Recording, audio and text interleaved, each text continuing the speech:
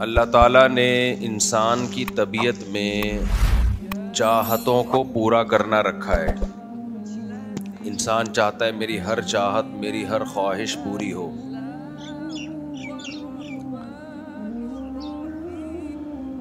اور جس کی تمام چاہتیں پوری ہوتی ہیں اس کو کامیاب انسان سمجھا جاتا ہے. جو چاہتوں میں ناکام ہو جائے اس کو ناکام انسان سمجھا جاتا ہے.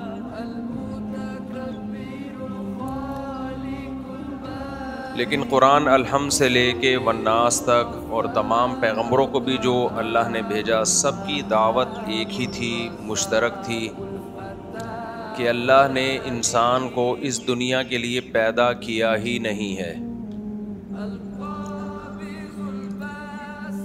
انسان اس دنیا کے لیے نہیں پیدا ہوا، انسان آخرت کے لیے پیدا ہوا ہے. اور اللہ اس دعوے کی جو دلیل دیتے ہیں وہ دلیل یہ کہ میں نے تمہیں کسی مقصد کے لیے پیدا کیا ہے، بے مقصد پیدا نہیں کیا. دنیا میں کوئی بھی شخص جب کوئی کام کرتا ہے تو اس کام کے پیچھے کوئی ریزن ہوتی ہے، کوئی وجہ ہوتی ہے، کوئی حکمت ہوتی ہے. وما خلقنا السماء والارض وما بینہما لاعبا، ہم نے لاعبین کہ ہم صرف کھیل تماشا کرنے والے تھے، ایسے ہی پیدا کر کے چھوڑنے والے تھے. یہ تمہاری بھول ہے، ایسا نہیں ہو سکتا. بار بار ایک آیت میں اکثر بیانات میں پڑھتا ہوں کہ ساری کائنات انسان کے لیے بنی ہے. وسخر لکم، سب تمہارے لیے. انسان کو کیوں بنایا؟ اللہ نے اس دعوے کو مختلف الفاظ سے مختلف لفظوں میں بیان کیا. ایک جگہ بتایا وما خلقت الجن والانس الا لیعبدون، صرف میں نے اپنی عبادت کے لیے پیدا کیا. ایک جگہ بتایا لیبلوکم ایکم احسن عملا، اس لیے پیدا کیا اللہ دیکھنا چاہتا ہے عمل کون اچھا کرتا ہے. اب ظاہر ہے اللہ تعالیٰ اپنی ہی بات میں ٹکراؤ تو نہیں پیدا کرے گا نا، کہ ایک جگہ کچھ کہہ رہا ہے دوسری جگہ کچھ اور کہہ رہا ہے. ایک جگہ اللہ تعالیٰ کہہ رہا ہے میں نے انسان کو پیدا کیا اپنی عبادت کے لیے، ایک جگہ کہہ رہا ہے آزمائش کے لیے کہ کون اچھا عمل کرتا ہے. تو مطلب یہ ہے کہ جو اچھا عمل کرتا ہے وہ عبادت گزار ہے، جو عبادت گزار ہے وہ اچھا عمل کر رہا ہے. تو یہ ایک ہی چیز کے دو مختلف نام ہیں. آزمائش کے لیے بنایا، اللہ کہتے ہیں اگر اس کام کے لیے نہیں بنایا تو تم بتا دو پھر کیوں بنایا میں نے. میں اکثر ایک بات کہتا ہوں نا کہ باطل سے جو بھی باطل دعویٰ کرتا ہے نا، اس کے سوال کا جواب دینے کے بجائے الٹا اس سے سوال پوچھا کریں. کبھی بھی دفاعی پوزیشن میں نہ رہا کریں. اپنے بچپن کا بھی ایک واقعہ اکثر بیان کرتا ہوں کہ ہماری ایک کرکٹ ٹیم تھی، فرینڈز کرکٹ کلب کے نام سے. مجھے اس کا نام پسند نہیں تھا. ہماری میٹنگ ہوتی تھی ہر ہفتے، جیسے پتہ نہیں کوئی ہم نے اسرائیل کو فتح کرنا ہے. یہ ٹیشن بازی ہیں کھلاڑیوں کی. دیکھو انسان بہت دھوکے میں آتا ہے. غیر اہم چیز کو ٹیشن بازیوں کے ذریعے اہمیت دے دیتا ہے، اہم چیز کو ویلیو نہیں دیتا، ایسا بنا دیتا ہے جیسے اس کی کوئی ویلیو نہیں ہے. اب کرکٹ کے میچز کو دیکھ لیں آپ، میدان میں جو کھیلے جا رہے ہیں تو ایسا لگتا ہے جیسے کوئی ہٹلر نے کوئی حملہ کر دیا برطانیہ کے اوپر. حالانکہ گلی ڈنڈا ہے بھائی، ایک گیند اٹھائی اس نے ڈنڈے سے پھینک دی، کیا اس میں کون سی اتنی کوئی اہم بات ہے؟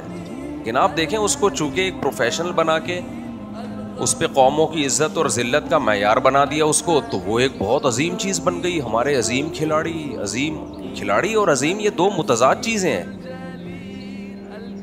قرآن کہہ رہے ہم کھیل تھوڑی کر رہے تھے جو ہم نے کائنات بنائی. اس کا مطلب اللہ کو کھلاڑی کا لفظ، کھیل کا لفظ پسند نہیں ہے. یہ تو انٹرٹینمنٹ ہے، انسان انجوائے کرنے کے لیے کرتے ہیں، تو انٹرٹینمنٹ سمجھو اس کو. کوئی گلوکار بن جاتا ہے، کوئی کھلاڑی بن جاتا ہے، کوئی پرینکر بن جاتا ہے، کوئی کامیڈین بن جاتا ہے. یہ کھیل تماشے ہیں. کفر اتنی بڑی نحوست ہے کفر کیونکہ کافر کے پاس گائیڈنس نہیں ہے. وہ جس چیز کو اچھے لیبل لگا کے سوسائٹی میں پروموٹ کرے لوگ اس کو ایکسیپٹ کر لیتے ہیں. بے حیائی کو کفر نے کیسے لیبل لگا کے پوری دنیا کو گند میں ڈال دیا ہے کہ فلمیں, ان کے ڈرامے, ان کے جو بےہودگی کا بازار پوری دنیا میں گرم کیا ہے. ہم پہلے کتابوں میں پڑھا کرتے تھے کہ زنا تمام ادیان میں حرام ہے, تمام کلچر میں حرام ہے, کیونکہ 600-700 سال پہلے جو اسلامی قانون کی کتابیں لکھی گئیں اس میں پوری دنیا میں غیر مسلم مسلم سب اس کو غلط سمجھتے تھے کہ نیچر قبول نہیں کرتی. لیکن آپ دیکھو غیر مسلموں نے جب اس بے حیائی کو اختیار کیا کفر کی وجہ سے, کیونکہ گائیڈنس نہیں ہے, اس گند میں جب منہ ڈالا ہے تو اس کو لیگل کر دیا. خوب سمجھ لو دنیا میں کفر یعنی اسلام سے انکار, اس سے بڑی کوئی بربادی کا سامان اس دنیا میں نہیں ہے. کیونکہ ہدایت نہیں ہے نا خدا کی, تو انسان خود ہی شہوتوں میں پڑتا ہے, پھر اس شہوت کو لیگل کر دیتا ہے. شراب میں پڑے لیگل کر دیا, زنا میں پڑے لیگل کر دیا, ہومو سیکسولیٹی میں پڑے لیگل کر دیا اس کو, اور پتہ نہیں کیا کیا گند ابھی آگے حلال ہونے والا ہے. خیر میں ٹاپک سے نہ ہٹ جاؤں. ہاں وہ یہ بھی پکڑ کے رکھیں, اور ابھی یہ جو میں بات کر رہا تھا کھیل کی, یہ تو باطل سے لڑائی, یہ گچی پکڑ کے رکھنی ہے آپ نے. اس ٹاپک سے نہ ہٹ جاؤں میں. تو کھیل کا لفظ اللہ اپنے لیے پسند نہیں کرتا. اللہ کہتے ہیں میں خدا ہو کے میں کیوں کھیل تماشا کروں گا, اس کائنات کو انٹرٹینمنٹ کے لیے بناؤں. اور ہمارے یہاں کھلاڑی کو بڑی ویلیو دی جاتی ہے. میں یہ نہیں کہہ رہا کہ کھلاڑی کی توہین کریں آپ, نہ توہین کریں نہ کوئی بہت زیادہ عزت دیں. بلہ ہے, آگے سے ایک بندہ گیند پھینکتا ہے, یہ اٹھا کے پھینک دیتا ہے, لگ گیا تو چھکا ہو گیا, نہیں لگا تو بولڈ ہو گیا, اور اس سے زیادہ اس کی کوئی حیثیت نہیں ہے. ایسے جذباتی, ایسے فٹ بال کی حیثیت کیا ہے؟ آپ لات سے گیند اٹھا کے ماریں, گول میں پہنچ گئی ٹھیک ہے, نہیں پہنچی تو دائیں بائیں سے ہو کے چلی جائے گی. اس میں کچھ لوگ ایکسپرٹ ہو جاتے ہیں کھیل کھیل کے, کچھ نہیں ہوتے, ہمارے جیسے اناڑی ہوتے ہیں. ابھی کچھ دن پہلے ایک صاحب نے اتنی زور سے فٹ بال کو لات ماری, اس کا اپنا گھٹنا اتر گیا. اناڑی تھا, اس سے ملا ہوا, کہہ رہا ہے میں نے کہا گھٹنے کو کیا ہوا؟ کہہ رہے وہ لات ماری تھی اتنی زور سے کہ اپنا ہی گھٹنا اتر گیا. میں نے کہا اتنی زور سے نہیں مارنی تھی نا, اتنا مارو جیسے جتنا پٹتے ہو گھر, استغفر اللہ, یعنی جیسے گھر میں لاتے کھاتے ہو. تو خیر, تو ہر چیز جب تک خدا کی رہنمائی نہ ہو ہم صحیح غلط کا فیصلہ نہیں کر سکتے. انسان بہت ٹھوکریں کھاتا ہے. میں نہیں کہہ رہا کھیل نہ کھیلا کریں, کھیل بھی لیں, دیکھ بھی لیں, کوئی جائز کھیل ہے تو دیکھنے میں بھی حرج نہیں ہے, تھوڑا ہلا گلا ہو, خوش ہو, بس. اتنا زیادہ نہیں ہے اس کو ویلیو دیں کہ جیسے بیٹسمین ایسا شو مار رہا ہوتا ہے جیسے پتہ نہیں کوئی ابھی اس نے تیسری جنگ عظیم کی بنیاد رکھنی ہے. فوجیں ہوتی ہیں نا میدان میں کھڑی ہوئی دیکھ رہی ہوتی ہیں کہ کہاں حملہ کرنا ہے, تو فوج پہ تو سوٹ کرتا ہے, یہ ملکوں کا مستقبل اس سے وابستہ ہوتا ہے, قتل و غارت ہے, خون گرے گا. لیکن کھلاڑی بھی اسی طرح دیکھ رہا ہوتا ہے, ایسے میدان میں کھڑے ہو کے بلہ گھما رہا ہے اور دیکھ رہا ہے جیسے پلاننگ کر رہا ہے. بھائی چھوڑ, بس تو بس جتنا ہے اتنا ہی رہے بھائی, تو اتنا زیادہ اس کو پلاننگ جیسے قوم کا بہت بڑا بوجھ اٹھایا ہوا ہے اس نے اپنے سر پہ اوپر. کچھ بھی نہیں اٹھایا ہوا, تکا ہے. اور یہ زیادہ تر کھیلوں میں تو بہت زیادہ ایکسپرٹ ہونے کی بھی ضرورت نہیں ہے, تکیوں پہ زیادہ چل رہے ہوتے ہیں. یہ چھکا لگ گیا تو آؤٹ ہو گیا تو. لیکن مذہب کی جب ہدایت نہیں ہے تو بھائی اسی کو باپ بنا لیا ہے, اسی کو کیا بنا لیا ہے؟ باپ بنا لیا.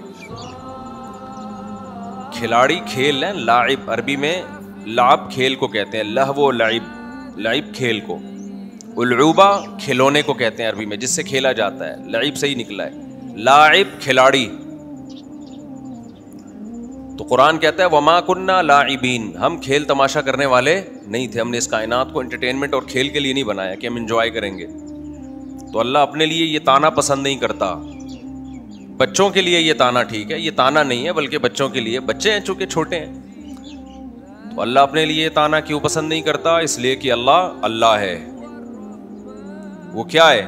وہ اللہ ہے. تو کوئی بھی سمجھدار وہ بھی اپنے لیے کھیل کا تانا پسند نہیں کرے گا. کھیل اگر کھیلنا ہے تو حدیث میں آتا ہے, رسول اللہ صلی اللہ علیہ وسلم نے فرمایا, یہ اور میری بات کی تائید ہو رہی ہے حدیث سے, الا کل لہو باطل, ہر کھیل باطل ہے. ہر کھیل کیا ہے؟ باطل. ٹائم ویسٹنگ ہے. جس کام کے لیے پیدا کیا آپ اس کام سے اپنے آپ کو ہٹا رہے ہو. فرمایا سوائے 3 کھیلوں کے, تیر اندازی, گھڑ سواری, زوجہ کے ساتھ انسان دل لگی کرے. تو یہ چونکہ ان کے فائدے ہیں, تو اس سے پتہ چلتا ہے کہ وہ کھیل جس کا کوئی آؤٹ پٹ ہو, آپ کی صحت اچھی ہو رہی ہو, دماغ آپ کا فریش ہو رہا ہو, تاکہ آپ اس دماغ کو مفید کاموں میں کھپائیں, نہ یہ کہ کھیل ہی میں کھپائیں. میں اس کی ایک مثال دیتا ہوں, اس سے بات سمجھ میں آئے گی کہ اسلام میں کھیل کا فلسفہ ہے کیا. دیکھو, آپ گاڑی کی ٹیوننگ کے لیے گئے میکینک کے پاس, آپ نے کہا اس کی ٹیوننگ کر دو. اس نے کہا بھائی اس گاڑی کا بنیادی مقصد کیا ہے؟ آپ نے کہا چلانا. میں نے سواری کے لیے گاڑی خریدی ہے. ایسا ہی ہوتا ہے نا. تو کہ پھر سواری کرو نا, ٹیوننگ کیوں کر رہے ہو اس کی؟ بھائی ٹیوننگ اس لیے کر رہے ہیں کہ کچرا وچرا آ گیا پلگ میں, تو میں اس لیے اتنا ٹائم لگا رہا ہوں اس کو اس کے مقصد سے ہٹا کے, جو اصل مقصد تھا نا چلانا. آفس کی دیر بھی ہو رہی ہے, مجھے پہنچنا ہے, لیکن صحیح طریقے سے چلتی رہے گی, تھوڑی سی اس کی ٹیوننگ ہو جائے اور سروس ہو جائے. تو یہ ٹیوننگ یا سروس بذات خود مقصد نہیں ہے, لیکن جس مقصد کے لیے گاڑی خریدی ہے اس مقصد میں معین اور مددگار ہے, مدد کا ذریعہ بنے گی. اگر یہ اس کام میں نے ٹائم بچانے کے لیے کہ ٹیوننگ میں اتنا ٹائم خرچ ہوگا, سروس میں اتنا ٹائم خرچ ہوگا, تو چلانے میں ہی لگاؤ, تو وقتی طور پہ تو فائدہ ہو جائے گا, لیکن تھوڑے دن کے بعد ٹھوس ہو جائے گی گاڑی. بالکل انسان کی بھی بات ایسا ہی ہے, انسان کو بھی ٹیوننگ چاہیے. انسان کی ٹیوننگ, گاڑی کی ٹیوننگ صرف مادی ہے, انسان کی روحانی ٹیوننگ بھی ضرورت ہے اور مادی ٹیوننگ کی بھی ضرورت ہے. مادی ٹیوننگ کھانے کے ذریعے ہوتی ہے, ایکسرسائز کے ذریعے ہوتی ہے, نیند کے ذریعے ہوتی ہے. روحانی ٹیوننگ کوئی خوشی کی بات سنے, کوئی دماغ فریش ہو جائے اس کا. سمجھتے ہو کہ نہیں سمجھتے؟ میرے پاس جب بھی کوئی ڈپریشن کے مریض آتے ہیں نا, نفسیاتی, کوئی وہمی, میں ان سے کہتا ہوں بھائی تو لطیفے سنا کر بیٹھ کے بس, خالی تو چھوڑ دے, وظیفے تو تیرے پہ سوٹ ہی نہیں کرتے, وظیفوں سے اور وہمی ہو جاتے ہیں. خوش رہا کرو. ڈپریشن کے مریض ہیں نا, اگر وہ, اچھا یہ عجیب بات ہے, جو طلبہ پڑھائی میں دل نہیں لگتا وہ کہتے ہیں کچھ وظیفہ بتا دیں پڑھنے کے لیے, تو اس میں دل کیسے لگ جائے گا تیرا؟ حیرت کی بات ہے, جتنی دیر تو نے وظیفہ پڑھنے تو کتاب پڑھ لے بیٹھ کے بھائی. تو عجیب, شیطان نے پتہ نہیں کیا دماغ میں وہ گھسا دیا ہے. تو وظیفہ کا میں منکر نہیں ہوں, اللہ کا ذکر تو کسی بھی طرح سے کیا جائے ٹھیک ہے, لیکن وہمی آدمی جب زیادہ اس طرح کرے گا تو اس کا وہم کم نہیں ہوتا بلکہ بڑھتا ہے. اپنی دماغ کو فوکس کر رہے ہیں نا ایک جگہ. یا ڈپریشن کے مریضوں کی ڈپریشن بڑھتی ہے. ڈپریشن کے مریض کا علاج تو یہ ہے کہ بھائی اصل تو علاج ہے دنیا کو مسافر خانہ سمجھے. وہ جب تک نہیں سمجھے گا ڈپریشن دور ہو ہی نہیں سکتی. اور ظاہری طور پر یہ ہے کہ تھوڑا خوش رہا کرے, وہ 4 شادیوں کی باتیں کیا کرے نہیں. ڈپریشن کا مریض کرے گا تو مر جائے گا. اگر ڈپریشن کے مریض نے 2 شادیاں بھی کر لی نا, مرا گیا کام سے. تو لیکن باتیں کیا کرے وہ, جیسے آپ لوگ باتیں سن کے خوش ہوتے ہیں, کرتے ورتے نہیں ہیں. یہ مجھے شکایت ہے کہ جو آپ میں سے ڈپریشن کے مریض نہیں ہیں وہ تو کریں نا کم از کم, وہ بھی نہیں کر رہے. تو باتیں کیا کریں 4 شادیوں کی, اس سے دماغ کیا ہوتا ہے, لیکن گھر میں نہیں کرنا. گھر میں نہیں, کہیں گھر میں جا کے کرنا شروع کر دیں تو پھر اور الٹا بڑھے گی ڈپریشن. خیر,